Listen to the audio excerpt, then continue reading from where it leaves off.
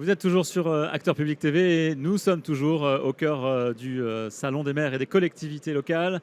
Pendant 3 jours jusqu'à jeudi sur Acteurs Public TV, vous pourrez suivre les échanges entre élus, experts, analystes des politiques publiques locales. Et on parle, vous le savez, depuis ce mardi matin de souveraineté, et en l'occurrence maintenant de souveraineté numérique européenne. Faut-il construire une muraille numérique de la France? L'expression est d'Anne Le Henaf, la nouvelle ministre déléguée à l'IA et au numérique. Face au risque d'extraterritorialité des données publiques, comment les collectivités peuvent garder le contrôle sur ces données? On en parle avec 3 intervenants maintenant, à commencer par Céline Colucci. Bonjour. Bonjour, enchantée. Merci d'être avec nous sur ce plateau. Vous êtes déléguée générale des Interconnectés. Merci d'être là. Blaise Vignon, bonjour. Bonjour. Vous êtes directeur produit et marketing chez Sens, fournisseur de cloud. Exactement. Et puis Frédéric Trincocos, vous êtes directeur des achats informatiques à l'UGAP. Bonjour. Merci d'être sur ce plateau également. Une question pour vous d'abord, Céline Colucci. Je viens de citer la ministre déléguée chargée de l'IA et du numérique qui parle de construire la muraille numérique de la France. Est-ce que des choses ont changé récemment de la part des collectivités sur cette notion, sur ces enjeux de souveraineté numérique ? Alors évidemment, les enjeux de souveraineté numérique se sont invités au débat de manière beaucoup plus urgente depuis, on va le dire, l'arrivée quand même de Trump au pouvoir aux États-Unis, avec un certain nombre de moments un peu traumatiques. On s'est dit finalement, est-ce que nos outils numériques, dont on savait qu'il y avait une forme de dépendance depuis longtemps, notamment les outils américains, mais pas que, on sait que par exemple le matériel est essentiellement produit à l'étranger en dehors de l'Union européenne. Tout d'un coup, une sorte d'urgence et de prise de conscience plus forte a réveillé cette question-là. Et nous, on a lancé aux Interconnectés en avril dernier une initiative qu'on appelle Tie-Break. Donc l'idée, c'est de mettre en place une trajectoire d'indépendance européenne sur le numérique. On parle bien de trajectoire parce qu'on sait qu'on ne va pas le faire du jour au lendemain en claquant les doigts, mais aussi avec cette idée d'avoir un temps long pour arriver sur cette souveraineté et pour travailler sur l'indépendance, l'idée de pouvoir maîtriser ces données. Et sur la question de la muraille, peut-être juste en un mot, on parle, nous, de cadres de confiance nécessaires, de cadres de protection, évidemment, mais il est aussi en jeu au quotidien pour les collectivités de reprendre la main sur leur mode de fonctionnement en matière de numérique. Vous voulez dire qu'il n'est pas forcément question de construire une muraille?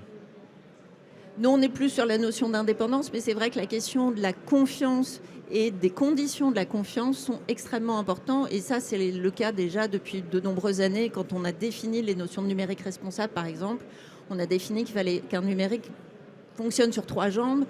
Une responsabilité sociale, une responsabilité environnementale, une responsabilité éthique et de confiance. Et c'est là-dedans qu'on va retrouver la cyber, la souveraineté, toutes les règles du jeu qui sont portées par l'Europe. C'est pour ça aussi qu'on parle de souveraineté à l'échelle européenne, parce que c'est le cadre légal dans lequel on peut se situer aujourd'hui pour se sentir protégé et faire appliquer un droit qui existe. Blaise Vignon, Sens est un fournisseur cloud donc, qui est né de l'alliance entre Thales et Google. Est-ce qu'on peut concilier la puissance d'un géant américain, comme Google donc, et les exigences de souveraineté européenne? C'est une question qu'on nous pose souvent. J'imagine. Pour ceux qui ne connaissent pas Sens, effectivement, Sens est une filiale de Thales, une joint venture entre Thales et Google, mais entièrement contrôlée par Thales, et qui vient mettre en œuvre, dans une structure juridique thalésienne, la technologie Google Cloud. Et elle est structurée de telle manière à répondre aux exigences de souveraineté exprimées par l'État français, dans un référentiel qu'on appelle SecNumCloud 3.2. Sans rentrer dans la technique, le référentiel SecNumCloud 3.2, il est pensé par l'État français pour être le référentiel garant de la souveraineté des opérations d'un clouder, d'un fournisseur de services informatiques. Et ce référentiel, il va venir garantir que l'opérateur de cloud, au sens, est capable d'opérer en indépendance techniquement, opérationnellement et également juridiquement. C'est-à-dire qu'il est la meilleure garantie possible à ce qu'on appelle les lois extraterritoriales, au fait que les données vont bien rester dans le contrôle d'un opérateur français. Et donc, pourquoi est-ce que la réponse à votre question est oui? Pourquoi est-ce qu'on peut dire que Sens est effectivement souverain bien qu'il opère de la technologie Google? C'est parce qu'effectivement Google est notre fournisseur de technologie, mais que nous opérons cette technologie dans le cadre souverain qui est défini par SecNumCloud et donc en totale indépendance et avec une indépendance qui est garantie par Thales. Alors, vous parlez de lois extraterritoriales, justement. Frédéric Trinquecoste, il y a des lois qui envisagent d'interdire l'application des législations extraterritoriales, étrangères, sur la donnée en particulier publique qui serait hébergée sur le cloud. Comment l'UGAP se prépare à l'application de ces éventuelles législations? Alors avant de vous répondre, je tiens à rappeler que l'ère de l'acheteur seul est révolue et qu'aujourd'hui tous les acheteurs de l'UGAP travaillent dans ce qu'on qualifie d'un écosystème, ce qui leur permet d'avoir une vision large de ce qui se fait à la fois avec les industriels, les besoins des clients, et c'est à ce titre que nos offres sont créées. Et c'est de cette manière qu'on répond à des besoins multiples, avec des cas d'usage, des métiers différents. Et certes, ça va impacter nos marchés si cette loi est adoptée. En revanche, ça veut dire que certains usages ou certains besoins métiers devront être revus par nos bénéficiaires. Ceci étant, nos offres resteront toujours opérationnelles, amoindries potentiellement de cette nouvelle réglementation, mais toujours présentes et aux côtés de nos bénéficiaires. Les offres cloud, elles sont toujours très larges. Il y a les offres traditionnelles, le cloud souverain, les champions français de la cybersécurité. Comment vous accompagnez à l'UGAP les collectivités locales sur ces sujets souvent très pointus? Alors on les accompagne de deux manières. Notre première force, c'est notre réseau commercial. Implanté partout sur le territoire, plus de 80 commerciaux spécialisés en informatique qui accompagnent nos clients quotidiens, armés de nos offres. Et nos offres, telles que vous les mentionnez, elles sont assorties de champions français, qu'on pourrait qualifier de souverains, même si la définition n'est pas forcément simple à établir dans le sujet, puisqu'il faudrait remonter jusqu'à des notions capitalistiques. Ceci étant, pour parler de notre marché de cloud, aujourd'hui on les accompagne également avec des outils. Ces outils, c'est un parcours des deux choix, où la première question de notre parcours des deux choix, c'est de dire, souhaitez-vous exempt d'extraterritorialité? Si la réponse est oui, de ce fait, ça inhibe tous ceux qui peuvent les exposer à cette mesure. Et puis ensuite, nous avons d'autres offres sur la cyber qui nous permettent de choisir des champions français qui ont des qualifications ANSSI ou des certifications ANSSI, ce qui permet d'assurer une cyber-résilience de nos bénéficiaires. Alors, ça, je ne l'ai pas dit, mais nous avons deux représentants des collectivités locales sur ce plateau. Donc, Céline Colucci avec vous, mais Blaise Vignon, vous êtes aussi conseiller municipal dans les Yvelines. Est-ce que la souveraineté est un sujet qui mobilise les élus locaux aujourd'hui? Je poserai évidemment la même question à Céline Colucci après. Vous posez une bonne question, effectivement, au niveau local et au niveau de la commune qui suit auquel je travaille. Les élus et les communes sont confrontés à une double tension de souveraineté, mais aussi de services aux citoyens. Il faut fournir aux citoyens les services les plus innovants, avec les dernières innovations en AI, les dernières innovations en expérience utilisateur. Et c'est ça qu'on va venir mettre en balance. Et au niveau de la collectivité, souvent, la collectivité est acheteuse et non pas constructrice de ces solutions-là. Et donc, elle se tourne vers des éditeurs de logiciels. Et quand elle se tourne vers des éditeurs de logiciels, elle va venir chercher à la fois l'innovation dont je parlais, et parfois aussi la souveraineté. Mais c'est vrai que dans le discours, l'équilibre va plus vers la qualité du service aux citoyens que vers la souveraineté qui est parfois un petit peu négligée.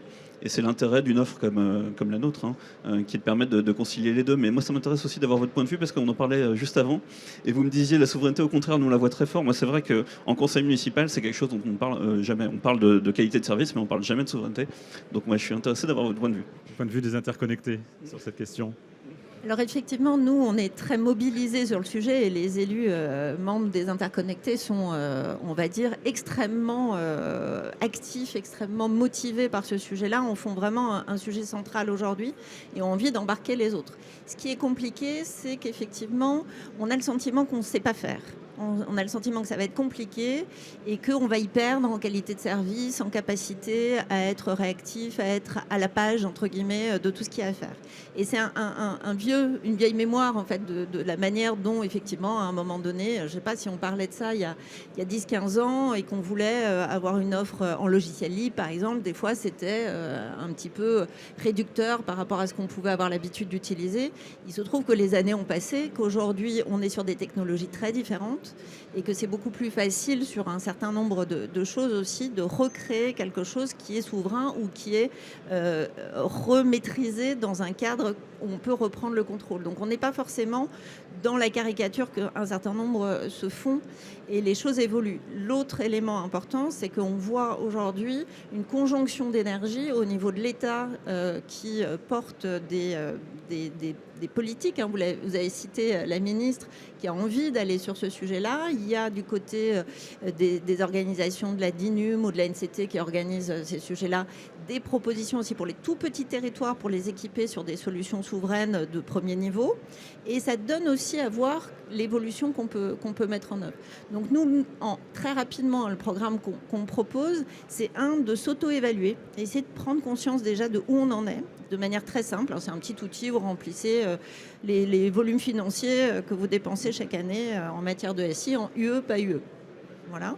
Et vous voyez à peu près où vous en êtes et dans les différentes familles où vous en êtes. Ensuite, et ça c'est un point qui est extrêmement important, on n'est pas que souverain, nous on est vraiment indépendant. Ça re-questionne les offres et également les offreurs souverains. Parce que quand on a lancé ça, on a des collectivités qui ont dit « Ah bah oui, souverain, pas souverain, moi c'est pas mon sujet, moi j'en ai marre d'être ligoté par tel ou tel. » Donc je veux garder mon indépendance, je veux récupérer mes données, je veux pouvoir changer si j'en ai besoin, je veux voir ce qui se passe derrière, je veux que ce soit transparent. Donc ça c'est le deuxième volet. Donc on va définir des critères qui vont permettre d'identifier. Ensuite on va s'ouvrir vraiment aux offreurs en disant dites-nous ce que vous avez. Et là les centrales d'achat ont beaucoup d'importance parce que ça va aider à pouvoir porter aussi des appels d'offres ou des appels à manifestation d'intérêt collectif sur des besoins spécifiques. Et puis, enfin, mettre en place une trajectoire. Donc ça, c'est plus à méthodo. Et on sait que c'est plus par le retour d'expérience, comment on fait pour faire rentrer petit à petit cette nouvelle manière de faire les choses. Oui, si je peux rebondir sur ce que vous disiez, c'est très frappant. Les collectivités locales ont été brûlées par le fait que pendant 10 ans, pendant 15 ans, les solutions au logiciel libre souveraine étaient moins disantes. C'est fini, la richesse du catalogue de l'UGAP en témoigne. Nous, on en fait partie, on vient apporter une solution qui est fonctionnellement la même que celle que vous pouvez avoir dans l'offre standard. Et il y a beaucoup de choses au catalogue du GAP, donc j'encourage tous mes collègues conseillers municipaux à pousser leurs fournisseurs à regarder les solutions souveraines. Alors justement, on sent qu'il y a la prise de conscience, elle est là. Qu'est-ce qui freine aujourd'hui ? Alors aujourd'hui, pour moi, il n'y a rien qui freine. C'est-à-dire qu'aujourd'hui, on est conscient de tout ça, on l'a mis en lumière et on œuvre et on veut encore mieux exploiter et mieux faire grandir notre devoir de conseil, qui est l'essence même.